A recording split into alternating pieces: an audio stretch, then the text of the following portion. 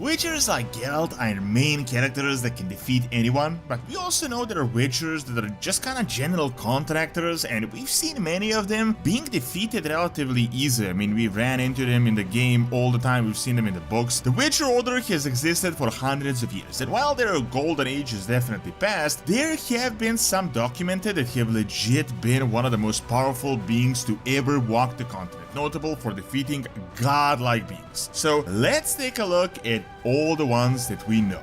Eskel. You may be wondering why Eskel but not Lambert, as both have about the same screen time in the game, but Eskel is actually kinda considered the silent equal to Geralt. In fact, if you remember during the Battle of Kaer Morhen, he really held out the longest. While the actual age is always kinda iffy in the lore in The Witcher, Eskel is actually around the same age as Geralt, so quite old, while Lambert is much younger and less experienced. In the books, we had Triss, a very powerful mage. Notice that Eskel's hands emanate a strong magical aura, more powerful than Geralt's, so technically when it comes to sign and magic, he has a lot of talent and is one of the most powerful witchers in that regard. His swordsmanship is on maybe a similar level, I'd say maybe a bit below Geralt, but he's much like Geralt, very well rounded. Eskel is notable for his alchemy skills as well as monster knowledge and tracking abilities. In terms of feats of strength, we know he survived a Manticore ambush some 6 months before the Wild Hunt invasion of Kaer Morhen, but regardless of that, he has been on the path for a really long time, fighting very powerful monsters such as Leshens. While we've surprisingly seen a couple of older Witchers, Witchers generally don't see such old age, especially if they're constantly active and not mainly tutors like Vesemir. However, during the Battle of Kaer Morhen, as I said, he fought a prolonged, very well-matched duel against Karantir, one of the most powerful characters of the Wild Hunt. While Karantir did end up winning with teleportation magic, Eskel held his own very easily in the duel against a guy like this. So while it may not appear that he's this powerful in first glance, a Witcher that's like 100 years old and still fights like this makes him one of the most powerful Witchers we know about. Erland of Larwick.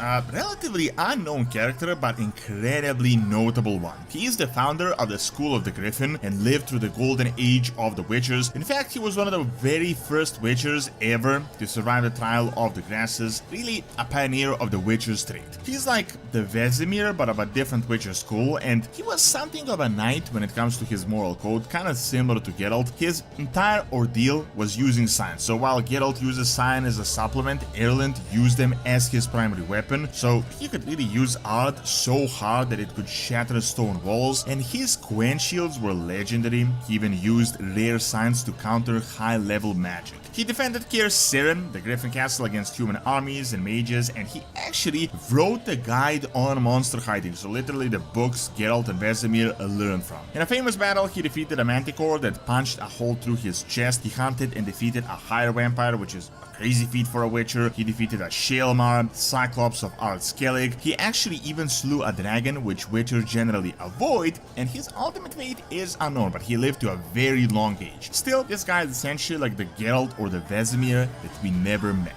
Leto.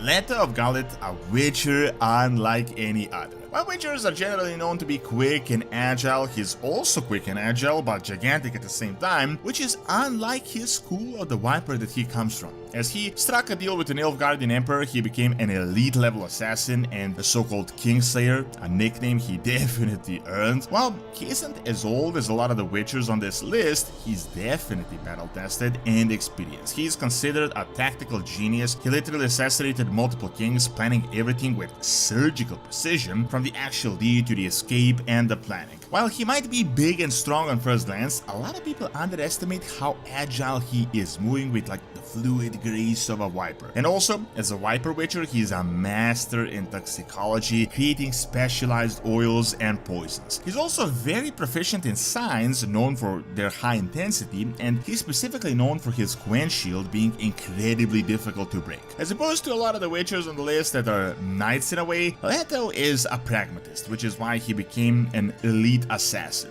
Now when it comes to his actual feats of strength, there are a lot of them. Technically he beat Geralt in a fair 1v1 duel in their first encounter, and he was able to easily throw Geralt across the room. He also already faced the Wild Hunt once, but in Witcher 3 we had him in Kaer Morhen successfully fighting them as well. As we can see in the game, he was a master laying traps, and the guy literally single-handedly beat like a whole squad of hired assassins. And keep in mind, these are not some random bandits you would run into. When they put a price on his head, they knew who they were dealing with and they hired the right person, and even then, this group could barely touch Leto. He represents a very specific type of Witcher, a Witcher's skill combined with that of a professional assassin, and a very unique and powerful character, Vesemir.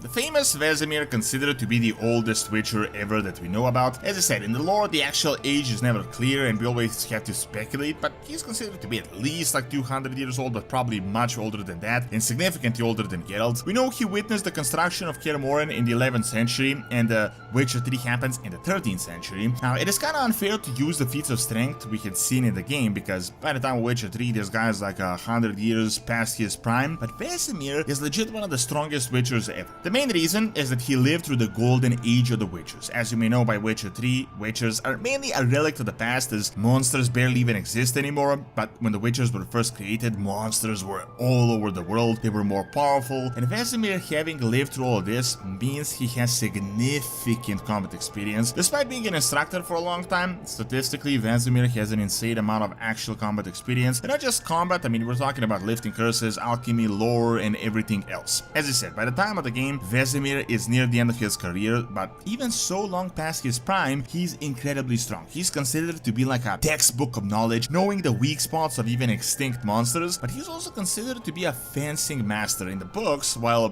Geralt is of course faster and stronger, Vesemir is considered to be textbook perfect when it comes to technique. His movements are insanely efficient. This is the guy that taught Witchers like Eskel and Geralt everything they know. Now, in the game, we had seen his feats of strength, helping us slay the Griffin, which, while in the intro quest, is actually a very powerful beast in the lore. It showed us despite his advanced age, he can still track, trap, and defeat high-level monsters. Then in the Battle of Kaer Morhen, he easily fought the Wild Hunt, pretty much until the very last moment, until he managed to almost defeat Imlarit. I mean, he wasn't just holding his own for a second, I mean, he literally defeated the Wild Hunt's most brutal general, but ultimately, he decided to sacrifice himself so that he can save Ciri. It's important to keep in mind he wasn't outmatched in skill in this duel. So, when it comes to legendary Witchers, Vesemir is the one.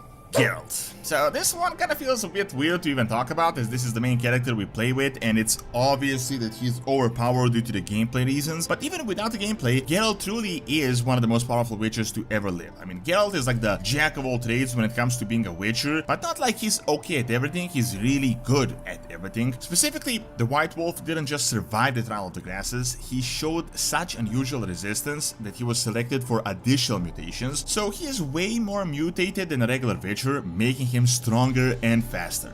Once again, the age is never certain to the exact number, but Geralt is very old and most importantly insanely experienced. He faced off such a vast array of monsters, and best of all, we have the documented evidence for most of it. He's very proficient in swordsmanship, although maybe not as technical as Vesemir or as good at science as Eskel, but his main thing is that he's kinda really good at everything. Maybe not a complete master at everything, but he's very good. When it comes to feats of strength, I think we can really make a whole video on this because he's the main character, but he defeated a fiend with a one-handed sword. He beat a higher vampire, which is an insane feat, depending on your gameplay, multiple higher vampires. He was originally beaten by Wilgerfortz, but ultimately he defeated him. He beat Leto, he outsmarted Gaunter O'Dim, which is a godlike character. He defeated Olgierd, which was godlike empowered in a duel. Then he just went through the ranks of the Wild Hunt, fighting Carantir, defeating Imlarit single-handedly, and ultimately Eredin, which is thought to be the toughest foe Geralt ever faced. This is really just scratching the surface of the list, but Geralt, despite not having his own school or being a grandmaster, is truly one of the most legendary Witchers to ever live. Ciri. Now, this one is really strange, as Ciri is sort of the unexpected Witcher. She was a princess and the Lady of Space and Time that defeated the White Frost, and one of the most powerful characters in the entire Witcher universe with her Elder Blood. The thing about her is that in the new lore, she's a Witcher, as we can see from the Witcher 4, but the mutation part is still not clear. I'm guessing they will be cleared soon, but she's definitely an anomaly, as usually Witchers become Witchers when they're very young, and she did this at a later age by her own choice. Ciri was already sort of a half Witcher. She was like LARPing as a Witcher in The Witcher 3, but she was never truly one. And finally, she's becoming a fully fledged one. The thing is though, even in this half stage in Witcher 3, she did some absolutely crazy things. I mean, she literally fought off 3 crones at once, which are like these ancient demigods. She defeated all of them, by the way. Only one survived and escaped. She broke the entire Wildheart army with her scream at the Kaer Morhen. In the books, she defeated Leo Bonheart, which was a legendary bounty hunter that claimed to have defeated multiple Witchers. She beat Kalantir, and ultimately she defeated the White Frost, which is like a world-destroying thing. Ciri was trained by like